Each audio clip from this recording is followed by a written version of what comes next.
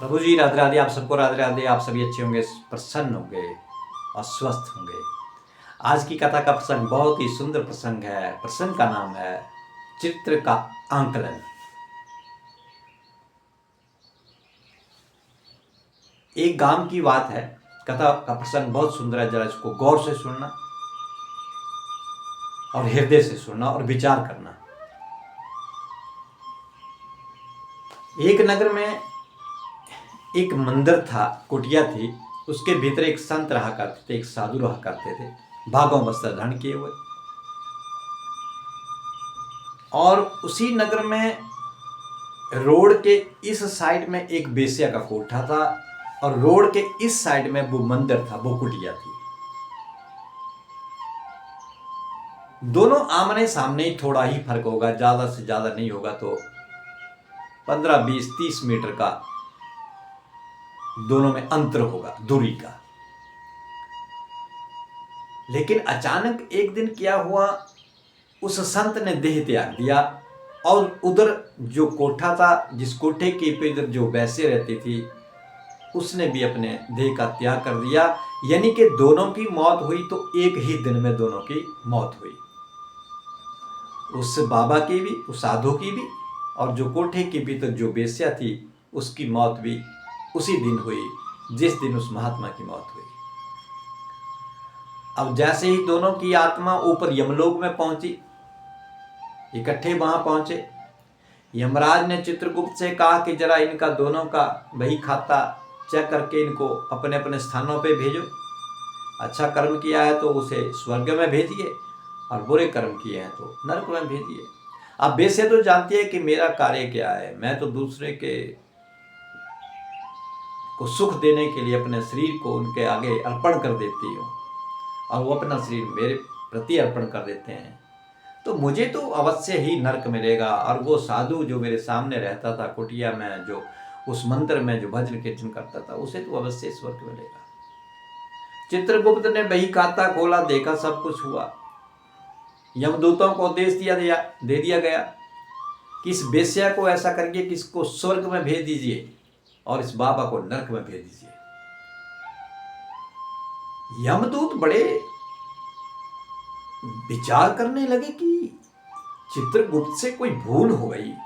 उनके मन के भीतर शंका उत्पन्न हो गई यमदूतों के भीतर कि चित्रगुप्त के द्वारा कोई भूल हो गई है कि जो कोठे के ऊपर रहने वाली वेश्या, जो दूसरे को तन के द्वारा सुख देने वाली वेश्या, इसको स्वर्ग के लिए कह दिया कि इसको स्वर्ग छोड़ के आओ। और ये जो बाबा, ये जो साधु है, भागो वस्त्र वाला है, जो भजन कीर्तन करने वाला है और सुबह शाम वो प्रभु का नाम जपता है, और इसके लिए कह दिया कि इसको नरक भेज दो, ये कैसे हो सकता है। उन्होंने चित्रगुप्त से कहा कि महाराज, आपसे कोई बड़ी भूल हो गई है, जरा गौर कीजिए, दोबारा जरा इनका बही खाता देखिए। चित्रगुप्त ने कहा, इसमें कोई भूल नहीं हुई है, कोई गलती नहीं हुई है, जो मैंने कहा आप वही कीजिए, मैंने आकलन कर दिया इनका। तो यमदूतों से रहा नहीं गया, कहा कि महाराज ऐसे कैसे, आप बताइए तो क्या हुआ। अब चित्रगुप्त कहने लगे, देखो सुनो, इन दोनों के रोड के साइड में, एक साइड में बेश्या का कोठा था और रोड के एक साइड में इस महात्मा की कुटिया थी, उसका मंदिर था। लेकिन जब इसके मंदिर में सुबह भजन कीर्तन, मंत्रोच्चारण, पूजा पाठ, घंटी की ध्वनि, शंख ध्वनि जब बजती थी, तो इस बेश्या का मन जो था वो विचलित हो जाता था। वो अपने उस कोठे से बाहर आकर के खड़ी हो जाती, सफेद वस्त्र धारण करके, और अपने आप को कोसती थी कि मैं कौन से ऐसे धंधे में पड़ गई। काश मैं इस धंधे में ना पड़ी होती, बेश्या का कार्य ना पकड़ा होता, तो शायद आज मैं भी उस मंदिर के भीतर, आज उस आरती में, उस भजन में, उस कीर्तन में मैं भी आज सम्मिलित होती। अपने आप को कोसती, लेकिन जा नहीं पाती। अगर जाती भी है चुपके से तो दीवार के साथ, मंदिर की दीवार के साथ कान लगाती है और फिर भीतर के, मंदिर के भीतर के उस भजन को, उस कीर्तन को, उस मंत्रों को, उस ध्वनि को, घंटी की ध्वनि को, शंख की ध्वनि को वो सुनती है, लेकिन भीतर नहीं जा पाती थी। क्यों? क्योंकि उसका कर्म ही कुछ ऐसा था। वो अपने आप को कोसती थी कि अगर भीतर जाऊंगी धक्के मार के बाहर निकाल दी जाऊंगी, क्योंकि मेरा कर्म जो है वो उल्टा है। मैं दूसरे के तन की खुशी के लिए अपने तन को उनके सामने अर्पण कर देती हूँ। लानत है ऐसे मेरे इस जीवन के ऊपर। वो अपने आप को कोसती थी और वापिस फिर भाग करके जल्दी से अपने कोठे में चली जाती थी, अपने घर वापस चली जाती थी।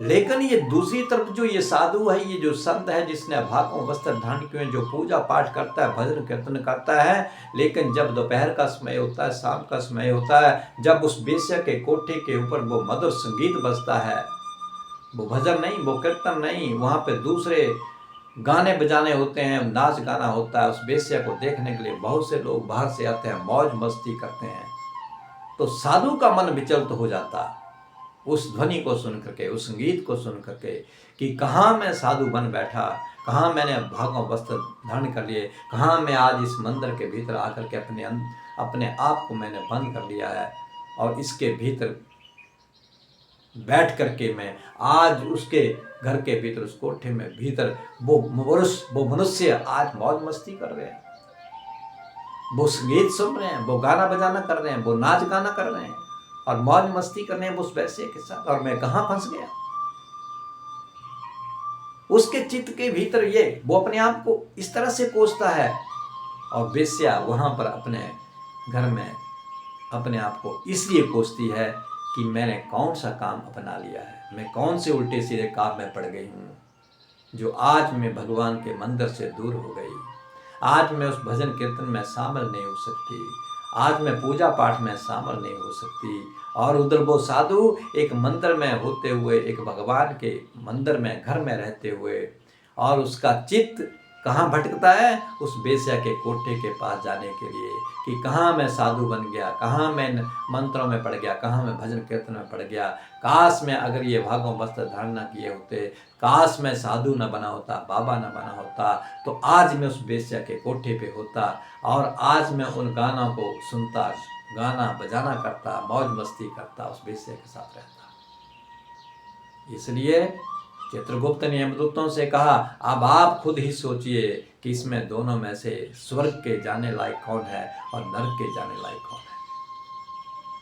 यमदूतों ने कहा कि आपने जो कहा महाराज, आपने सत्य कहा। यहाँ इस कथा का कहने का तात्पर्य है क्या, ये कथा हमें सिखाती क्या है? प्रभु ये मन के भीतर से निकाल दो कि आप कहाँ पे खड़े हैं, कौन से स्थान के ऊपर खड़े हैं। आज हम आप लोग मंदिर में खड़े हैं, मंदिर के प्रांगण में खड़े हैं, मंदिर के भीतर खड़े हैं, लेकिन किसी सुंदर स्त्री को, किसी सुंदर कन्या को देख करके अगर हम उस मंदिर के स्थान में, उस मंदिर के प्रांगण में अगर हमारे विचार जो हैं वो उल्टे सीधे, हमारी सोच जो है गलत हो जाती है, तो मंदिर में होते हुए भी हमें नरक ही प्राप्त होगा, हमें स्वर्ग की प्राप्ति नहीं होगी। भले ही वो वेश्या आज कोठे के ऊपर है, भले ही उसका कर्म कैसा भी है, लेकिन उसका चित्त, उसका मन जो है अगर विचलित है, तो केवल वो भगवान के लिए है, केवल वो भजन के लिए है, केवल वो कीर्तन के लिए है, केवल उस पूजा पाठ के लिए है। वो अपने आप को कोसती है कि मैं कहाँ पड़ गई। इसलिए चित्त के द्वारा आप कौन से स्थान पे खड़े हैं ये मायने नहीं रखता, आपका चित्त कहाँ पे खड़ा है, आपका मन कहाँ पे खड़ा है, आपका विचार क्या है, आपकी सोच क्या है, इसी के द्वारा हमें नरक और स्वर्ग की प्राप्ति हो जाती है। तो ये मत सोचिए कि हम मंदिर के भीतर बैठे हैं, किसी बड़े मठ में बैठे हुए हैं और वहाँ पर भागों वस्त्र धारण किए हुए हैं और पूजा पाठ में हम सुरत हैं, पूजा पाठ में ध्यान में मग्न हैं, लेकिन प्रभु जब हमारा मन भटक जाता है किसी को देख करके, किसी सुंदरता को देख करके, तो हम भले ही कहीं भी बैठे हों, तो हमारा वहाँ बैठने का मकसद खत्म हो जाता है। क्यों? हमारे विचार जो हैं वो उल्टे हो गए, हमारी बुद्धि जो उस वक्त भ्रष्ट हो जाती है, हमारा चित्त जो है वो भटक जाता है।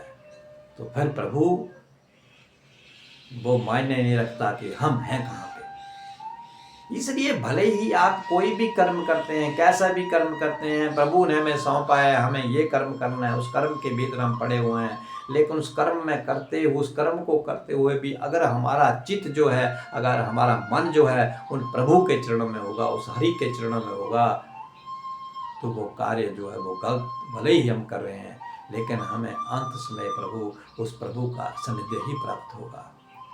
मेरा कहने का तात्पर्य ये नहीं है कि आप उल्टे सीधे कर्म करते रहो, चित्त भले ही प्रभु के चरणों में लगाते रहो, ऐसा नहीं होगा। अगर हो सके उस उल्टे सीधे कार्य से बाहर निकल जाओ और अपने मन को, अपने चित्त को हरि के चरणों में लगाओ।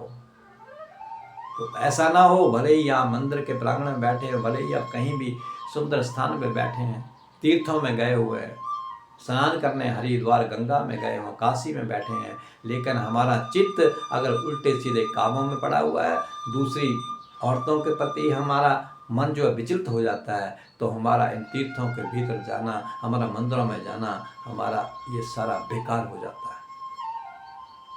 इसलिए स्थान मायने नहीं रखेगा उस वक्त, फिर आप कौन से स्थान में, फिर आप मायने ये रखेगा कि आपके विचार कैसे हैं, आपका चित्त कहाँ है, आपका मन कहाँ है। इसलिए वो वेश्या उस कोठे में रह करके भी उस मंदिर के बारे में, उस प्रभु के बारे में, उस भजन कीर्तन के बारे में चिंतन करती है कि मैं कौन से ऐसे कार्य में पड़ गई हूँ।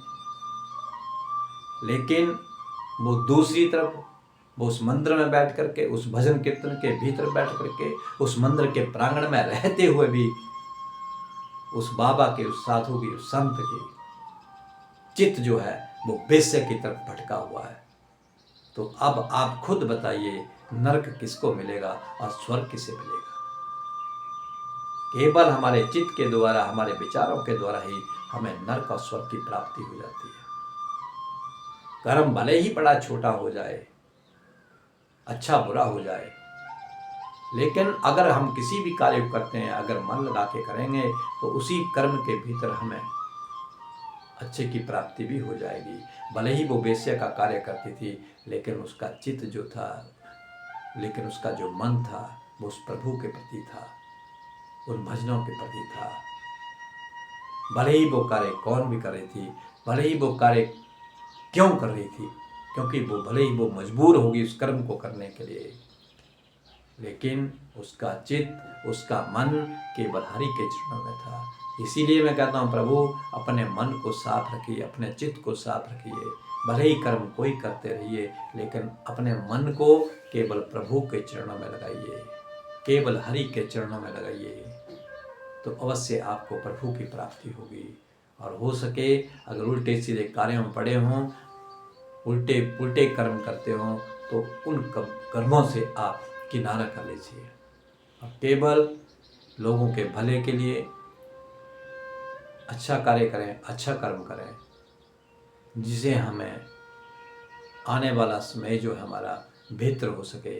नहीं तो फिर हम 84 के चक्कर में पड़ेंगे और भटकते रहेंगे। इसलिए जहाँ भी हैं, कहीं भी हो, दफ्तर में हैं या दूसरे किसी कार्य में लगे हुए हैं, कार्य करते रहो, लेकिन अपने चित्त को, अपने मन को उस प्रभु के प्रति अर्पण कर दो, उस प्रभु के चरणों में अपने चित्त को लगा दो। इसलिए चरित्र के द्वारा भी हमारा आंकलन किया जाता है। भले ही हम ऊंचे ओहदे पे पहुंच जाएं, लेकिन अगर हमारी चित्त जो है वो अच्छा नहीं होगा, अगर विचार हमारे अच्छे नहीं होंगे, तो हमारा ऊंचे ओहदे के ऊपर पहुंचना भी बेकार है, तो हमें धिक्कार है। इसलिए हमेशा प्रभु के चरणों में अपने मन को लगाइए, अपने चित्त को अपने प्रभु के चरणों में लगाइए, जिससे हमें प्रभु की प्राप्ति हो जाए। तो आज का ये कथा का प्रसंग आपको कैसा लगा? अवश्य इस कथा को श्रवण करें और मेरे चैनल को YouTube पे सब्सक्राइब करें। सबको राधे राधे।